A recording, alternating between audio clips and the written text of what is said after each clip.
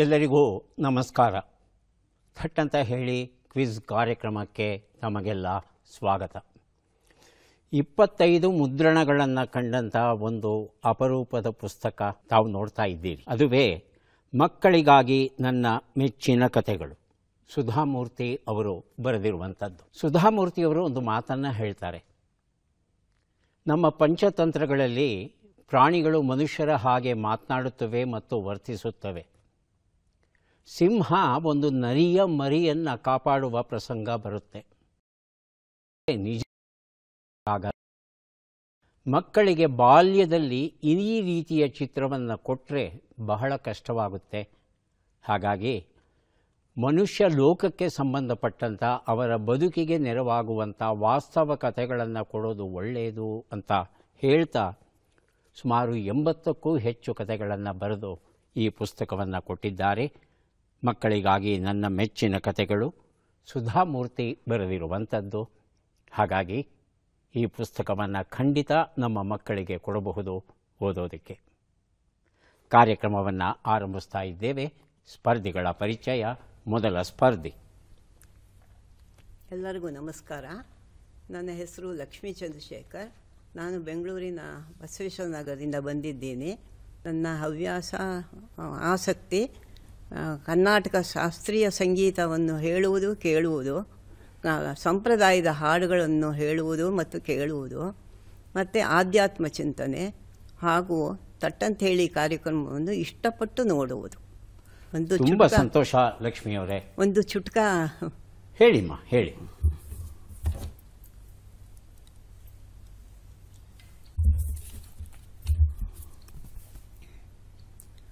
ಸುರಿಸುತ್ತಿಹರು ಪ್ರಶ್ನೆಗಳು ಸುರಿಮಳೆ, ಹರಿಸುತ್ತಿಹರು ಜ್ಞಾನದ ಹೊಳೆ. ಕುಗ್ಗಲಿಲ್ಲ ಉತ್ಸಾಹ, ನಿಲ್ಲಲಿಲ್ಲ ಪ್ರೋತ್ಸಾಹ, ಇವರೆಂದು ಊಹಿಸಿದಿರಾ ಜಾಣರಿರ. ಹೌದು, ಇವರೇ ಡಾಕ್ಟರ್ ನಾ ಸೋಮೇಶ್ವರ. ತುಂಬ ಸಂತೋಷ ಲಕ್ಷ್ಮಿಯವರೇ. ಬಹಳ ಒಳ್ಳೆಯ ಮಾತನ್ನು ಕಾರ್ಯಕ್ರಮದ ಬಗ್ಗೆ ಹೇಳಿದ್ದೀರಿ. ಈ ಕಾರ್ಯಕ್ರಮ ಈ ಮಟ್ಟಿಗೆ ಯಶಸ್ಸಾಗಬೇಕಾದರೆ ಅದಕ್ಕೆ ತಾವೇ ಕಾರಣ. ಹಾಗಾಗಿ ಪ್ರೇಕ್ಷಕ ಗಣಕ್ಕೆ ವಂದನೆಗಳನ್ನು ಸಲ್ಲಿಸ್ತಾ ಇದ್ದೇವೆ. ನಮ್ಮ ಮುಂದಿನ ಸ್ಪರ್ಧಿ. ಎಲ್ಲರಿಗೂ ನಮಸ್ಕಾರ. ನನ್ನ ಹೆಸರು ಸತ್ಯನಾರಾಯಣ ರಾವ್. ನಾನು ಮೂಲತಃ ಶ್ರೀರಾಪಟ್ಟಣದಿಂದ ಬಂದಿದ್ದೇನೆ. ಈಗ ಹಾಲಿ ವಾಸ ಟಾಟಾ ನಗರ, ಬೆಂಗಳೂರು. ನಾನು ಮೈಸೂರು ಬ್ಯಾಂಕ್ ನಿವೃತ್ತ ಉದ್ಯೋಗಿ. ಹವ್ಯಾಸಗಳು ಪದಬಂಧ ಬಿಡಿಸುವುದು, ಸುಡುಕು ಮಾಡುವುದು ಹಾಗೂ ಕನ್ನಡ ಪುಸ್ತಕಗಳನ್ನು ಓದುವುದು. ಸತ್ಯನಾರಾಯಣ ರಾವ್ ಅವರಿಗೆ ಸ್ವಾಗತವನ್ನು ಕೋರ್ತಾ ಇದ್ದೇವೆ. ನಮ್ಮ ಮೂರನೆಯ ಸ್ಪರ್ಧಿ. ಎಲ್ಲರಿಗೂ ನಮಸ್ಕಾರ. ನನ್ನ ಹೆಸರು ಗೀತಾರಾಣಿ. ನಾನು ಮಂಡ್ಯದಿಂದ ಬಂದಿದ್ದೇನೆ. ನಾನು ಗೃಹಿಣಿ. ನನ್ನ ಹವ್ಯಾಸಗಳು ಪದಬಂಧ ಬಿಡಿಸುವುದು, ಸೊಡಕು ಬಿಡಿಸುವುದು, ಭಗವದ್ಗೀತೆಯ ಶ್ಲೋಕಗಳ ಅರ್ಥಗಳನ್ನು ಜಂಗಮವಾಣಿಯಲ್ಲಿ ಆಲಿಸುವುದು. ಗೀತಾರಾಣಿಯವರಿಗೆ ಸ್ವಾಗತವನ್ನು ಕೋರ್ತಾ ಇದ್ದೇವೆ. ಮೂವರು ಸಿದ್ಧವಾಗಿದ್ದರೆ ಕಾರ್ಯಕ್ರಮ ಆರಂಭಿಸೋಣ. ಮೊದಲಿಗೆ ನಿಯಮಗಳನ್ನು ಒಮ್ಮೆ ನೋಡಿಬಿಡೋಣ. ಒಟ್ಟು 10 ಪ್ರಶ್ನೆಗಳು. ಮೊದಲು ಬಜರ್ ಒತ್ತಿದವರಿಗೆ ಉತ್ತರ ನೀಡುವ ಅವಕಾಶ. ಪ್ರತಿ ಸರಿ ಉತ್ತರಕ್ಕೆ ಒಂದು ಪುಸ್ತಕ ಬಹುಮಾನ. ಆಯ್ಕೆಗಳು ಬರುವ ಮೊದಲೇ ಬಜರ್ ಒತ್ತಿ ಸರಿ ಉತ್ತರ ನೀಡಿದರೆ 2 ಪುಸ್ತಕ ಬಹುಮಾನ. 100 ಅಂಕ ಗಳಿಸಿದವರಿಗೆ ಒಂದು ಪುಸ್ತಕ ವಿಶೇಷ ಬಹುಮಾನ. ನಕಾರಾತ್ಮಕ ತಂತ್ರಗಳಿಗೆ ಅವಕಾಶವಿಲ್ಲ. ಇಂದಿನ ಕಾರ್ಯಕ್ರಮದ ಮೊದಲ ಪುಸ್ತಕ, ಮೊದಲ ಪ್ರಶ್ನೆಯನ್ನು ನೋಡೋಣ. ಬಿಸಿಲ್ಗುದುರೆಯ ಬೆನ್ನೇರಿದವ, ಎಚ್ ಶಾಂತರಾಜ ಐತಾಳ ಬರೆದಂಥ ಪುಸ್ತಕ. ಮೊದಲ ಪ್ರಶ್ನೆ ಈಗ ಬಂತು. ಪ್ರಶ್ನೆಯನ್ನು ನೋಡೋಣ. ಕರ್ನಾಟಕ ಜನಾಂಗದ ಮೊತ್ತ ಮೊದಲ ಬರಹ ಭಾಷೆ ಯಾವುದು? ಆಯ್ಕೆಗಳನ್ನು ನೋಡೋಣ. ಭಾಷೆ ಪ್ರಾಕೃತ, ಲಿಪಿ ಅರ್ಧಮಾಗದಿ. ಭಾಷೆ ಕನ್ನಡ, ಲಿಪಿ ಬ್ರಾಹ್ಮಿ. ಭಾಷೆ ಪ್ರಾಕೃತ, ಲಿಪಿ ಬ್ರಾಹ್ಮಿ. ಭಾಷೆ ಅರಮೈಕ್, ಲಿಪಿ ಶಾರದಾ. ಬಜರೊತ್ತಿ ಉತ್ತರವನ್ನು ಕೊಡಿ. ಮೊದಲಿಗೆ ಲಕ್ಷ್ಮಿ, ಆನಂತರ ಗೀತಾರಾಣಿ. ಎರಡನೇದು ಭಾಷೆ ಕನ್ನಡ, ಲಿಪಿ ಬ್ರಾಹ್ಮಿ ಅಂತ ಹೇಳ್ತಾ ಇದ್ದಾರೆ ಗೀತಾರಾಣಿ. ಮೂರನೇದು ಭಾಷೆ ಪ್ರಾಕೃತ, ಲಿಪಿ ಬ್ರಾಹ್ಮಿ. ಉತ್ತರವನ್ನು ನೋಡೋಣ. ಭಾಷೆ ಪ್ರಾಕೃತ, ಲಿಪಿ ಬ್ರಾಹ್ಮಿ ಸರಿಯಾದ ಉತ್ತರ. ಗೀತಾರಾಣಿ ಅವರಿಗೆ ಬಿಸಿಲ್ಗುದುರೆಯ ಬೆನ್ನೇರಿದವ ಎನ್ನುವ ಈ ಒಂದು ಪುಸ್ತಕವನ್ನು ಕೊಟ್ಟಿದ್ದೇನೆ. ಸುಮಾರು 6 ಶತಮಾನಗಳ ಕಾಲ ಕ್ರಿಸ್ತಪೂರ್ವ 3ರಿಂದ ಕ್ರಿಸ್ತಶಕ 3ರವರೆಗೆ ಈ ಭಾಷೆ ಪ್ರಾಕೃತ, ಲಿಪಿ ಬ್ರಾಹ್ಮಿ ಈ ಮೂಲಕವೇ ಎಲ್ಲ ಕಡೆ ಆತ ಪ್ರಚಾರವನ್ನು ಮಾಡ್ತಾನೆ, ವ್ಯಾಪಾರ ವ್ಯವಹಾರಾದಿಗಳನ್ನು ನಡೆಸ್ತಾನೆ. ನಮ್ಮ ಕರ್ನಾಟಕದ ಚಿತ್ರದುರ್ಗದವರೆಗಿನ ಭಾಗ ಏನಿದು ಅದು ಪೂರ್ತಿ ಈ ಮೌರ್ಯರ ಅಧೀನದಲ್ಲಿತ್ತು ಅನ್ನೋದನ್ನು ನಾವು ಮರೆಯುವ ಹಾಗಿಲ್ಲ. ಮುಂದಿನ ಪುಸ್ತಕ ಯುಗಚೇತನ ಗಂಧರ್ವ, PB ಶ್ರೀನಿವಾಸ್, ಉಮೇಶ್ SN ಬರೆದಿರುವಂಥದ್ದು. ಪ್ರಶ್ನೆ: ಕನ್ನಡ ಭಾಷೆಯ ಮೊದಲ ಲಭ್ಯ ನಿಘಂಟು ಯಾವುದು? ಆಯ್ಕೆಗಳನ್ನು ನೋಡೋಣ. ಪೊನ್ನಕಂದ, ರನ್ನಕಂದ, ಕರ್ನಾಟಕ ಶಬ್ದಮಂಜರಿ, ಕಬ್ಬಿಗರ ಕೈಪಿಡಿ 1. ಮೊದಲಿಗೆ ಗೀತಾರಾಣಿ, ಆನಂತರ ಸತ್ಯನಾರಾಯಣ ರಾವ್. ಗೀತಾರಾಣಿ. ಕಬ್ಬಿಗರ ಕೈಪಿಡಿ. ಆಯ್ಕೆ 4 ಸತ್ಯನಾರಾಯಣ ರಾವ್. ಆಯ್ಕೆ 3 ಆಯ್ಕೆ 3 ಕರ್ನಾಟಕ ಶಬ್ದಮಂಜರಿ. ಉತ್ತರವನ್ನು ನೋಡೋಣ.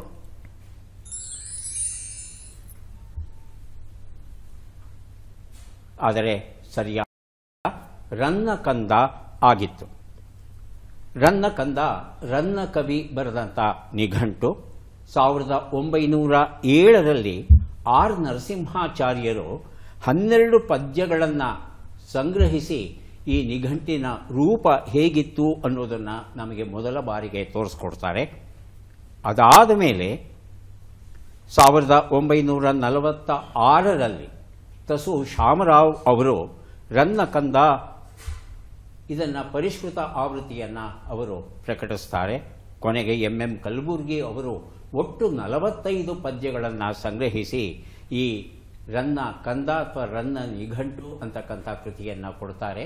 ಇದು ಪೂರ್ಣ ರೂಪದಲ್ಲಿ ನಮಗೆ ದೊರೆತಿಲ್ಲ, ಆದರೆ ನಮಗೆ ಗೊತ್ತಿರುವ ಹಾಗೆ ಇದೇ ಮೊದಲ ನಿಘಂಟು. ಪ್ರತಿಯೊಂದು ಪದ್ಯದ ಕೊನೆಯಲ್ಲಿ ಕವಿರತ್ನ ಅಂತ ಕೊನೆಗೊಳ್ಳೋದು ಈ ರನ್ನಕಂದದ ಒಂದು ವಿಶೇಷ. ಮುಂದಿನ ಪುಸ್ತಕ ಜೋಹಡ ಕೆರೆಕಟ್ಟೆ, ಮೂಲ ಮರಾಠಿ ಶ್ರೀಮತಿ ಸುರೇಖಾ ಶಹ, ಕನ್ನಡಕ್ಕೆ SM ದಾಶಾಳ. ಇದು ಆಧುನಿಕ ಭಗೀರಥ ಡಾಕ್ಟರ್ ರಾಜೇಂದ್ರ ಸಿಂಗ್ ಅವರ ಬದುಕು ಸಾಧನೆಯನ್ನು ತಿಳಿಸುವಂಥ ಕಾದಂಬರಿ ಕೃತಿ.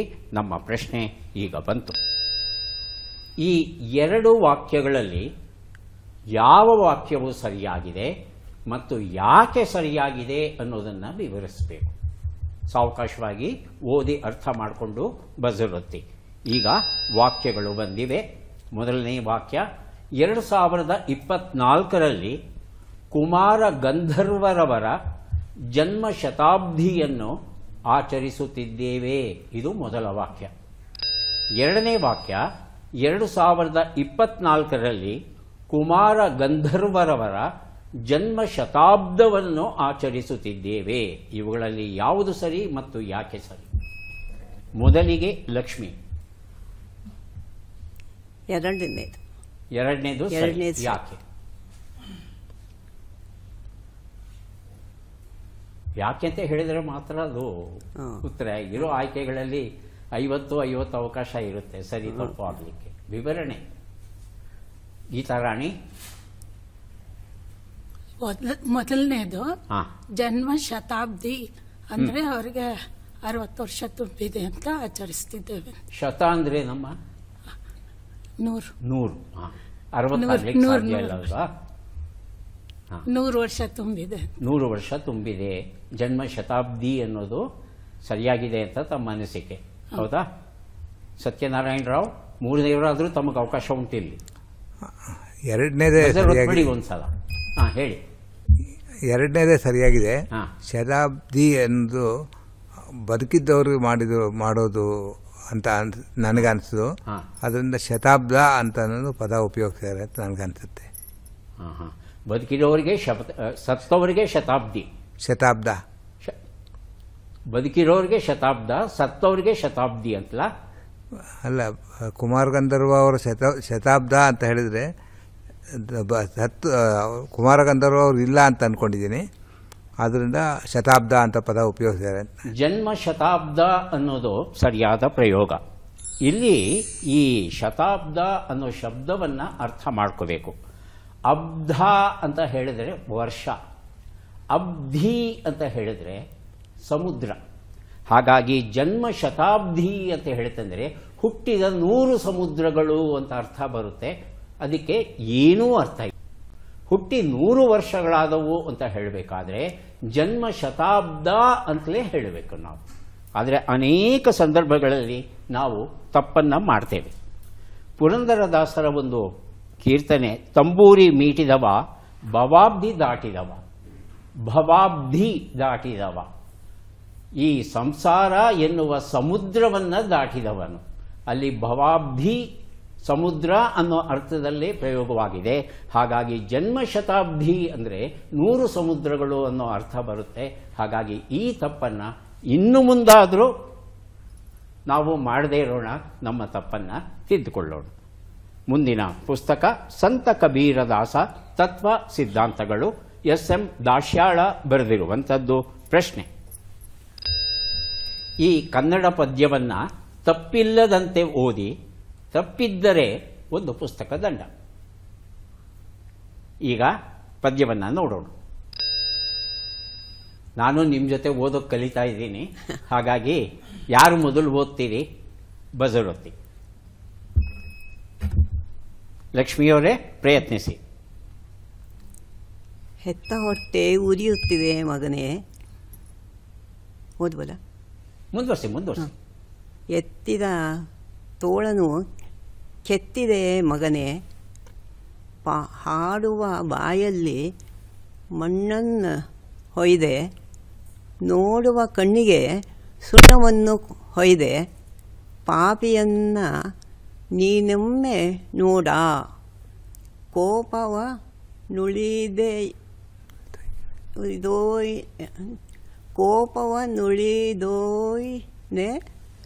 ಮಾತಾಡ, ನುಡಿದೊಡೆ ಪಾಪವೇ ಹೆತ್ತವರೊಡನೆ ಕಡು ಮಳಿಸೆ ಮಗನೇ ಎನ್ನೋದನ್ನೇ. ಹೆತ್ತ ಹೊಟ್ಟೆ ಉರಿಯುತ್ತಿದೆ ಮಗನೇ, ಎತ್ತಿದ ತೋಳನು ಕೆತ್ತಿದೆ ಮಗನೇ, ಆಡುವ ಬಾಯಲ್ಲಿ ಮಣ್ಣನ್ನು ಹೊಯ್ದೆ, ನೋಡುವ ಕಣ್ಣಿಗೆ ಸುಣ್ಣವನ್ನು ಹೊಯ್ದೆ, ಪಾಪಿಯನ್ನ ನೀನೊಮ್ಮ ನೋಡ, ಕೋಪವನ್ನಳಿಯೋದೊಯ್ಯನೆ ಮಾತಾಡ, ನುಡಿದೊಡೆ ಪಾಪವೇ ಎತ್ತವರೊಡನೆ ಕಡು ಮುಳಿಸೆ ಮಗನೇ ಎನ್ನೊಡನೆ. ಸತ್ಯನಾರಾಯಣರಾವ್. ಹೆತ್ತ ಹೊಟ್ಟೆ ಉರಿಯುತ್ತಿದೆ ಮಗನೇ, ಎತ್ತಿದ ತೋಳನ್ನು ಕೆತ್ತಿದೆ ಮಗನೇ, ಹಾಡುವ ಬಾಯಲ್ಲಿ ಮಣ್ಣನ್ನು ಹೊಯ್ದೆ, ನೋಡುವ ಕಣ್ಣಿಗೆ ಸುಣ್ಣವನ್ನು ಹೊಯ್ದೆ, ಪಾಪಿಯನ್ನ ನೀನೊಮ್ಮೆ ನೋಡ, ಕೋಪವನ್ನುಳಿದೊಯ್ಯನೆ ಮಾತಾಡ, ನುಡಿದೊಡೆ ಪಾಪವೇ ಹೆತ್ತವರೊಡನೆ ಕಡು ಮುಳಿಸೆ ಮಗನೇ ಎನ್ನೊಡನೆ. ಎಲ್ಲರೂ ಚೆನ್ನಾಗೇ ಓದಿದ್ದೀರಿ. ಆದರೆ ಕೋಪವ ನುಳಿದೊಯ್ಯನೆ ಅನ್ನೋ ಶಬ್ದ ಯಾಕೋ ಮೂವರಿಗೂ ಬರಲಿಲ್ಲ. ಮೂವರು ತಪ್ಪು ಮಾಡಿದ್ರಿ. ಯಾರಿಗೂ ಪುಸ್ತಕ ದೊರೀತಾ ಇಲ್ಲ.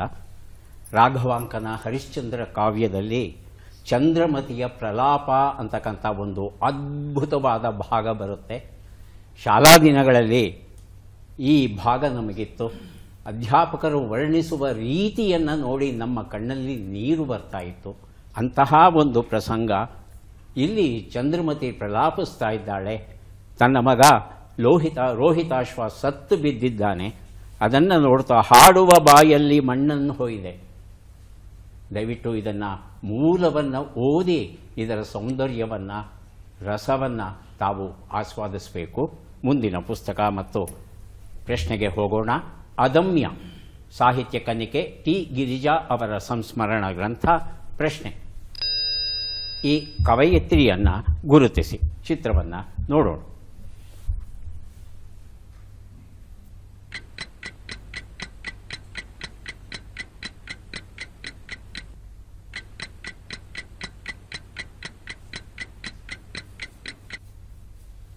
ಆಯ್ಕೆಗಳು: ಸಾರಾ ಅಬೂಬಕರ್, ಫಾತಿಮಾ ಅಲ್ ಫಿಹ್ರಿ, ಬಾನು ಮುಷ್ತಾಕ್, ನಾದಿಯಾ ಹುಸೇನ್. ಮೊದಲಿಗೆ ಸತ್ಯನಾರಾಯಣರಾವ್, ಆನಂತರ ಗೀತಾರಾಣಿ. ಆಯ್ಕೆ 3. ಆಯ್ಕೆ 3 ಬಾನು ಮುಸ್ತಾಕ್ ಅಂತ ಹೇಳ್ತಾ ಇದ್ದಾರೆ. ಗೀತಾರಾಣಿ ಸಾರಾ ಅಬೂಬಕರ್. ಆಯ್ಕೆ 1 ಉತ್ತರವನ್ನ ನೋಡೋಣ. ಆಯ್ಕೆ 1 ಸಾರಾ ಅಬೂಬಕರ್ ಉತ್ತರ ಸರಿಯಾಗಿದೆ. ಅದಮ್ಯ ಈ ಸಂಸ್ಮರಣ ಗ್ರಂಥವನ್ನು ಕೊಟ್ಟಿದ್ದೇನೆ ಗೀತಾರಾಣಿ ಅವರಿಗೆ. ಸಾರಾ ಅಬೂಬಕರ್ ಅವರು ಕಥೆಗಾರ್ತಿಯಾಗಿ ಕಾದಂಬರಿಗಾರ್ತಿಯಾಗಿ ಮುಸ್ಲಿಂ ಮಹಿಳಾ ಲೋಕದ ಅನಾವರಣವನ್ನು ಮೊದಲ ಬಾರಿಗೆ ಕನ್ನಡ ಲೋಕಕ್ಕೆ ಮಾಡಿದವರು ಇವರು. ಚಂದ್ರಗಿರಿಯ ತೀರದಲ್ಲಿ ಸಹನ, ವಜ್ರಗಳು, ಕದನ ವಿರಾಮ, ತಳೆ ಒಡೆದ ದೋಣಿ, ಪಂಜರ ಈ ರೀತಿಯಾದ ಪುಸ್ತಕಗಳ ಮೂಲಕ ಮುಸ್ಲಿಂ ಜಗತ್ತು ಹೇಗಿರುತ್ತೆ ಎನ್ನುವುದರ ಒಂದು ಪಕ್ಷಿನೋಟವನ್ನು ಅವರು ನಮಗೆ ಕೊಟ್ಟಿದ್ದಾರೆ. ಇವರಿಗೆ ಸಾಹಿತ್ಯ ಅಕಾಡೆಮಿ ಪ್ರಶಸ್ತಿ, ಅತ್ತಿಮಬ್ಬೆ ಪ್ರಶಸ್ತಿ, ನೃಪತುಂಗ ಪ್ರಶಸ್ತಿ, ಮಾಸ್ತಿ ಪ್ರಶಸ್ತಿ ಇತ್ಯಾದಿಗಳು ಬಂದಿವೆ.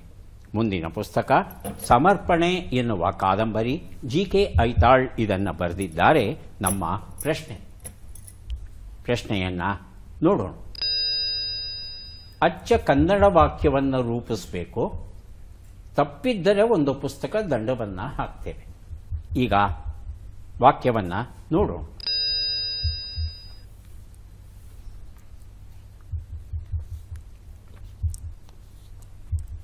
ನಾನು ರೆಸ್ಟ್ ರೂಮ್ಗೆ ಹೋಗಿ ಬರ್ತೇನೆ ಅಂತ ಹೇಳ್ತಾರೆ. ಈ ರೆಸ್ಟ್ ರೂಮ್ ಅಂದರೆ ಏನು ಅರ್ಥ ನಮಗೆ? ಇದನ್ನು ಸ್ವಲ್ಪ ಕನ್ನಡದಲ್ಲಿ ಹೇಳಿದರೆ ಬಹಳ ಒಳ್ಳೆಯದು. ಮೊದಲನೇದಾಗಿ ಲಕ್ಷ್ಮಿಯವರು, ಆನಂತರ ಗೀತಾರಾಣಿಯವರು. ಲಕ್ಷ್ಮಿ, ಅದೇ ವಾಕ್ಯವನ್ನು ಕನ್ನಡದಲ್ಲಿ ಹೇಳಬೇಕಷ್ಟೆ. ನಾನು ಆರಾಮದ ರೂಮಿಗೆ ಹೋಗಿ ಬರುತ್ತೇನೆ. ಆರಾಮದ ರೂಮಿಗೆ. ರೂಮ್ ಅನ್ನೋ ಶಬ್ದ ಕನ್ನಡದಲ್ಲಿ ಗೊತ್ತಿಲ್ಲ ನನಗೆ. ಈಗ ಗೀತಾರಾಣಿ ಅವರನ್ನು ಕೇಳೋಣ. ನಾನು ಮೂತ್ರ ವಿಸರ್ಜನೆ ಕೊಠಡಿಗೆ ಹೋಗಿ ಬರುತ್ತೇನೆ. ಮೂತ್ರ ವಿಸರ್ಜನೆ ಕೊಠಡಿ. ಹೇಳಿ ಸತ್ಯನಾರಾಯಣ ರಾವ್. ಬಜರ್ ಒತ್ಬಿಡಿ. ನಾನು ವಿಶ್ರಾಂತ ಕೊಠಡಿಗೆ ಹೋಗಿ ಬರುತ್ತೇನೆ. ವಿಶ್ರಾಂತ ಕೊಠಡಿಗೆ ಹೋಗಿ ಬರುತ್ತೇನೆ. ಗೀತಾರಾಣಿ ಇನ್ನೊಂದ್ಸಲ ಪ್ರಯತ್ನಿಸ್ತೀರಾ? ಹೇಳಿ. ನಾ ಹೇಳ್ಬೇಕು, ಇವ್ರು ಹೇಳಿದ್ರು. ವಿಶ್ರಾಂತಿ ಕೊಠಡಿ. ಸರಿಯಾದ ಉತ್ತರವನ್ನು ನೋಡೋಣ. ನಾನು ಶೌಚಾಲಯಕ್ಕೆ ಹೋಗಿ ಬರ್ತೇನೆ. ಶೌಚಾಲಯ ಅನ್ನೋದನ್ನು ರೆಸ್ಟ್ ರೂಮ್ ಅಂತ ಕರೀತಾರೆ. ಇದು ಅಮೆರಿಕ ದೇಶದಲ್ಲಿ ಬಳಕೆ ಇರತಕ್ಕಂಥ ಒಂದು ಶಬ್ದ, ರೆಸ್ಟ್ ರೂಮ್ ಅಂತ. ಬ್ರಿಟಿಷ್ ಅವರಾದರೆ ಬ್ರಿಟಿಷ್ ಇಂಗ್ಲೀಷಲ್ಲಿ ಇದನ್ನು ವಾಶ್ ರೂಮ್ ಅಂತ ಕರೀತೇವೆ. ಆದರೆ ನಮ್ಮಲ್ಲಿ ಅನೇಕ ಜನ ತಪ್ಪಾಗಿ ಬಾತ್ರೂಮ್ಗೆ ಹೋಗಿ ಬರ್ತೀನಿ ಅಂತಾರೆ.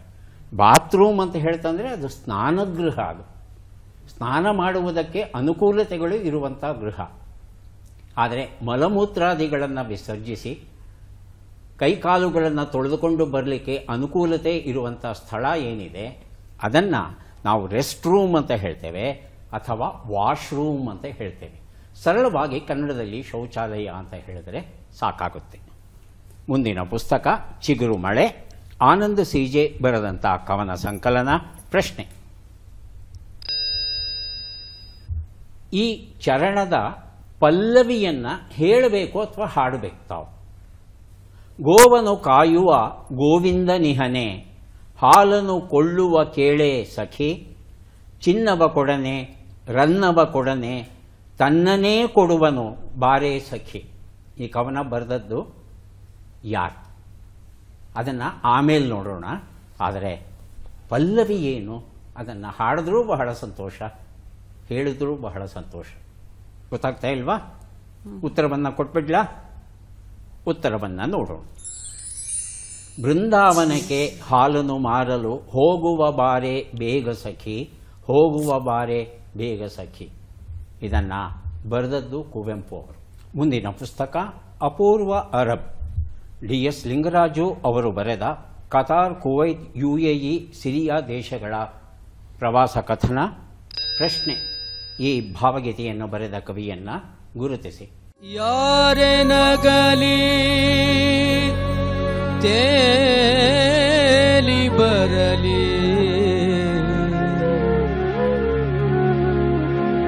ಎಲ್ಲರೆಡೆಗೆ ಸವಿದ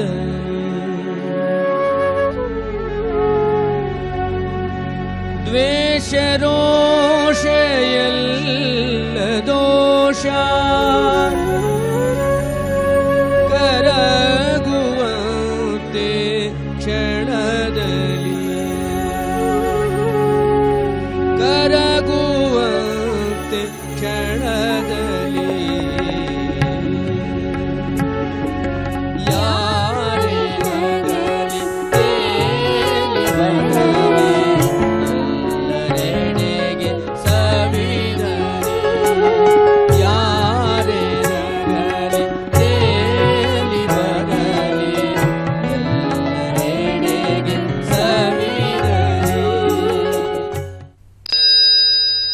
ಅನುಪಮ ನಿರಂಜನ, ದಿನಕರ ದೇಸಾಯಿ, ವೈದೇಹಿ, DS ಕರ್ಕಿ. ಸರಿಯಾದ ಉತ್ತರವನ್ನು ಬಜರ್ ಒತ್ತಿ ನಮಗೆ ಕೊಡಿ. ಮೊದಲಿಗೆ ಗೀತಾರಾಣಿ, ಆನಂತರ ಸತ್ಯನಾರಾಯಣ ರಾವ್. ಗೀತಾರಾಣಿ. DS ಕರ್ಕಿ. DS ಕರ್ಕಿ ಆಯ್ಕೆ 4. ವೈದೇಹಿ. ವೈದೇಹಿ ಅಂತ ಹೇಳ್ತಾ ಇದ್ದಾರೆ. ಉತ್ತರವನ್ನು ನೋಡೋಣ. DS ಕರ್ಕಿ ಉತ್ತರ ಸರಿಯಾಗಿದೆ. ಅಪೂರ್ವ ಅರಬ್ ಈ ಒಂದು ಪುಸ್ತಕವನ್ನು ಕೊಟ್ಟಿದ್ದೇನೆ ಗೀತಾರಾಣಿಯವರಿಗೆ. DS ಕರ್ಕಿ ಅಂದ ಕೂಡಲೇ ಅವರ ಹಚ್ಚೇವು ಕನ್ನಡದ ದೀಪ ಈ ಒಂದು ಭಾವಗೀತೆ ನಮ್ಮ ಮನಸ್ಸಿಗೆ ಬರುತ್ತೆ. ಆದರೆ ಕರ್ಕಿಯವರು ಬಹಳಷ್ಟು ಗೀತೆಗಳನ್ನು ಬರೆದಿದ್ದಾರೆ. ಆ ಗೀತೆಗಳನ್ನು ಜನಪ್ರಿಯಗೊಳಿಸುವ ಕೆಲಸವನ್ನು ನಮ್ಮ ಗಾಯಕರು, ಸಂಗೀತ ನಿರ್ದೇಶಕರು ಯಾಕೆ ಮಾಡ್ತಾ ಇಲ್ಲ ಅನ್ನೋದು ಗೊತ್ತಾಗ್ತಾ ಇಲ್ಲ. ಅಂತಹ ಒಂದು ಪ್ರಯತ್ನವನ್ನು ಈಗಷ್ಟೇ ನಾವು ನೋಡಿದ್ವಿ. 3 ಪುಸ್ತಕವನ್ನು ಕೊಡೋಕೆ ಈಗ ಸಿದ್ಧವಾಗಿದ್ದೇವೆ. ಪದಬಂಧ ಬಂದಿದೆ. ಸುಳುಹುಗಳನ್ನು ನೋಡೋಣ. CK ನಾಗರಾಜರಾವ್ ಬರೆದ ಹೊಯ್ಸಳ ರಾಣಿಯ ಕಥೆ ಕಾದಂಬರಿ ನಿರಂತರವಾಗಿ ಆಜ್ಞೆ ಅಪ್ಪಣೆ. ಮೊದಲಿಗೆ ಬಜರೊತ್ತಿದ್ದಾರೆ ಗೀತಾರಾಣಿ. 1 ಉತ್ತರ. ಶಾಂತಲಾ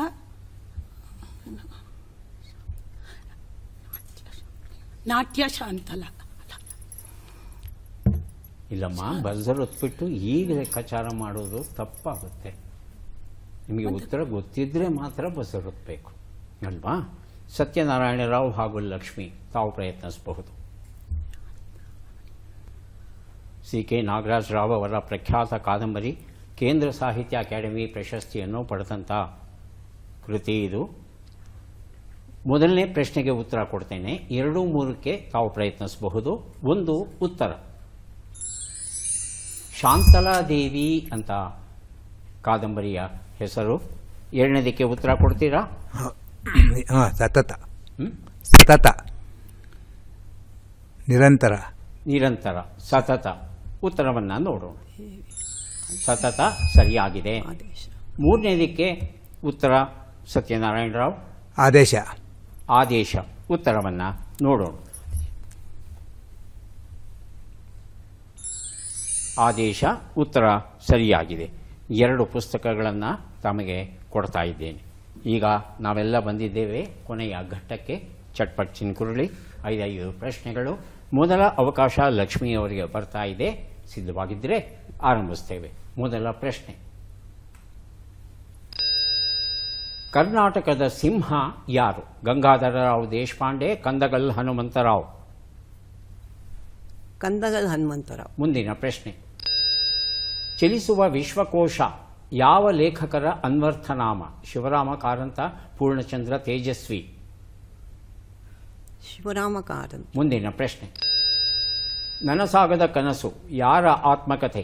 ಕಡಿದಾಳ್ ಮಂಜಪ್ಪ, SR ಕಂಠಿ. SR ಕಂಠಿ. ಮುಂದಿನ ಪ್ರಶ್ನೆ. ಕನ್ನಡವೇನೆ ಕುಣಿದಾಡುವುದೆನ್ನೆದೆ, ಕನ್ನಡವೇನೆ ಕಿವಿ ನಿಮಿರುವುದು. ಈ ಕವಿ ನುಡಿಯು ಯಾರದ್ದು? ಕುವೆಂಪು, ಬೇಂದ್ರೆ. ಕುವೆಂಪು. ಮುಂದಿನ ಪ್ರಶ್ನೆ. ಕಲಿದೇವರ ದೇವ ಇದು ಯಾರ ಅಂಕಿತ ನಾಮ? ಅಂಬಿಗರ ಚೌಡಯ್ಯ, ಮಡಿವಾಳ ಮಾಚಯ್ಯ. ಮಡಿವಾಳ ವಾಚಯ್ಯ. ಉತ್ತರಗಳನ್ನು ನೋಡ್ತಾ ಹೋಗೋಣ. 1 ಉತ್ತರ. ಕರ್ನಾಟಕದ ಸಿಂಹ ಗಂಗಾಧರರಾವ್ ದೇಶಪಾಂಡೆ. 2 ಉತ್ತರ. ಚಲಿಸುವ ವಿಶ್ವಕೋಶ ಶಿವರಾಮ ಕಾರಂತ. ಉತ್ತರ ಸರಿಯಾಗಿದೆ. 3 ಉತ್ತರ. ಕಡಿದಾಳ್ ಮಂಜಪ್ಪ ಆಗಿತ್ತು. 4 ಉತ್ತರ. ಕುವೆಂಪು ಸರಿಯಾಗಿದೆ. 5ನೇ ಪ್ರಶ್ನೆಗೆ ಉತ್ತರ ಮಡಿವಾಳ ಮಾಚಯ್ಯ ಸರಿಯಾಗಿದೆ. 3 ಪ್ರಶ್ನೆಗಳಿಗೆ ತಾವು ಸರಿಯಾದ ಉತ್ತರ ಕೊಟ್ಟಿದ್ದೀರಿ. ಹಾಗಾಗಿ 3 ಪುಸ್ತಕಗಳನ್ನು ತಮಗೆ ಕೊಟ್ಟಿದ್ದೇನೆ. ಸತ್ಯನಾರಾಯಣ ರಾವ್ ಸಿದ್ಧವಾಗಿದ್ದರೆ ಆರಂಭಿಸ್ತೇವೆ. ಮೊದಲ ಪ್ರಶ್ನೆ. ಸಂಗೀತ ಗಂಗಾದೇವಿ ಯಾರು? ಗಂಗೂಬಾಯಿ ಹಾನಗಲ್, ಜಯದೇವತಾಯಿ ಲಿಗಾಡೆ. ಗಂಗೂಬಾಯಿ ಹಾನಗಲ್. ಮುಂದಿನ ಪ್ರಶ್ನೆ. ವಚನ ಪಿತಾಮಹ ಯಾವ ಲೇಖಕರ ಅನ್ವರ್ಥನಾಮ? ಫಗು ಹಳಗಟ್ಟಿ, ಉತ್ತಂಗಿ ಚೆನ್ನಪ್ಪ. ಫಗು ಹಳಗಟ್ಟಿ. ಮುಂದಿನ ಪ್ರಶ್ನೆ. ನನಗೆ ನಾನೇ ಮಾದರಿ ಯಾರ ಆತ್ಮಕತೆ? ಬಿಡಿ ಜತ್ತಿ, SR ಬೊಮ್ಮಾಯಿ. ಬಿಡಿ ಜತ್ತಿ. ಮುಂದಿನ ಪ್ರಶ್ನೆ. ಕುರಿಗಳು ಸಾರು ಕುರಿಗಳು ಈ ಕವಿ ನುಡಿಯು ಯಾರದ್ದು? BC Ramachandra Sharma, KS Nisar Ahmed. KS Nisar Ahmed. ಮುಂದಿನ ಪ್ರಶ್ನೆ. ಅಜಗಣ್ಣ ಯಾರ ಅಂಕಿತ ನಾಮ? ಅಮುಗೆ ರಾಯಮ್ಮ, ಮುಕ್ತಾಯಕ್ಕ. ಮುಕ್ತಾಯಕ್ಕ. ಉತ್ತರಗಳನ್ನು ನೋಡ್ತಾ ಹೋಗೋಣ. 1 ಉತ್ತರ ಸಂಗೀತ ಗಂಗಾದೇವಿ, ಗಂಗೋಬಾಯಿ ಹಾನಗಲ್, ಉತ್ತರ ಸರಿಯಾಗಿದೆ. 2 ಉತ್ತರ ವಚನ ಪಿತಾಮಹ, ಫಗು ಹಳಗಟ್ಟಿ, ಸರಿಯಾಗಿದೆ. 3 ಉತ್ತರ ನನಗೆ ನಾನೇ ಮಾದರಿ, ಜತ್ತಿಯವರ ಆತ್ಮಚರಿತ್ರೆ, ಸರಿಯಾಗಿದೆ. 4ನೇ ಪ್ರಶ್ನೆಗೆ ಉತ್ತರ KS ನಿಸಾರ್ ಅಹಮದ್, ಉತ್ತರ ಸರಿಯಾಗಿದೆ. 5ನೇ ಪ್ರಶ್ನೆಗೆ ಉತ್ತರ ಮುಕ್ತಾಯಕ್ಕ, ಉತ್ತರ ಸರಿಯಾಗಿದೆ. ಒಟ್ಟು 5 ಪ್ರಶ್ನೆಗಳಿಗೆ ತಾವು ಸರಿಯಾದ ಉತ್ತರ ಕೊಟ್ಟಿರೋ ಕಾರಣ 5 ಪುಸ್ತಕಗಳನ್ನು ತಮಗೆ ಕೊಡಬೇಕಾಗಿದೆ. 5 ಪುಸ್ತಕಗಳನ್ನು ಕೊಡ್ತಾ ಇದ್ದೇನೆ. ಈಗ ಅವಕಾಶ ಬರ್ತಾ ಇದೆ.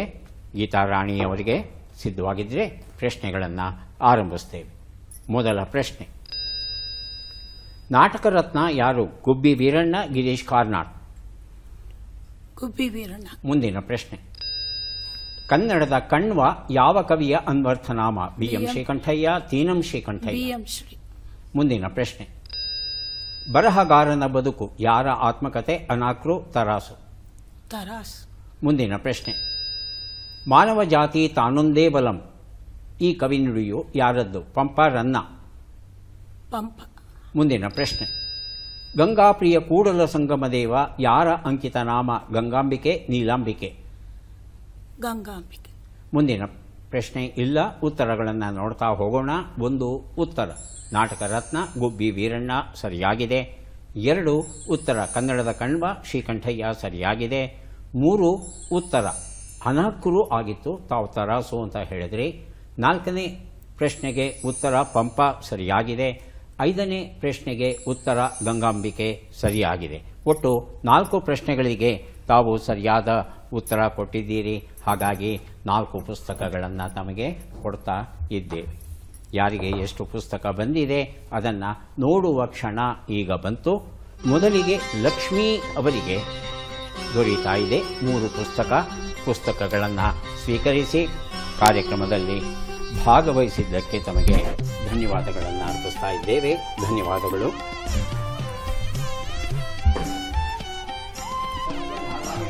ಅವರಿಗೆ 3, 4, 7 ಪುಸ್ತಕ ತಮಗೆ ದೊರೀತಾ ಇದೆ. ಸ್ವೀಕರಿಸಿ ಅಭಿನಂದನೆಗಳು.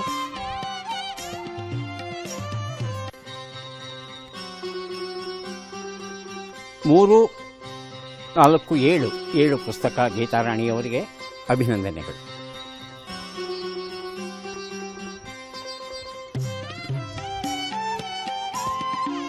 ನಮ್ಮ ಹೆಂಡತಿರು ನಿಜಕ್ಕೂ ಗ್ರೇಟ್. ಹೇಗೆ ತಿಳ್ಕೋಬೇಕು ಅಂದರೆ ಒಂದು ಕೆಲಸ ಮಾಡಿ. ನಿಮ್ಮ ಹೆಂಡತಿ ಬೆಳಿಗ್ಗೆ ಎದ್ದಾಗಿಂದ ಹಿಡಿದು ಮಲಗುವವರೆಗೆ ಏನೆಲ್ಲ ಕೆಲಸಗಳನ್ನು ಮಾಡ್ತಾಳೆ, ಅವುಗಳನ್ನು ಒಂದೇ ಒಂದು ದಿನ ಸರಿಯಾಗಿ ಮಾಡಿ ನೋಡಿ. ಆಗಲೇ ನಿಮಗೆ ಗೊತ್ತಾಗುತ್ತೆ ಯಾರು ಗ್ರೇಟ್ ಅಂತ. ಮತ್ತೆ ಭೇಟಿಯಾಗೋಣ. ನಮಸ್ಕಾರ.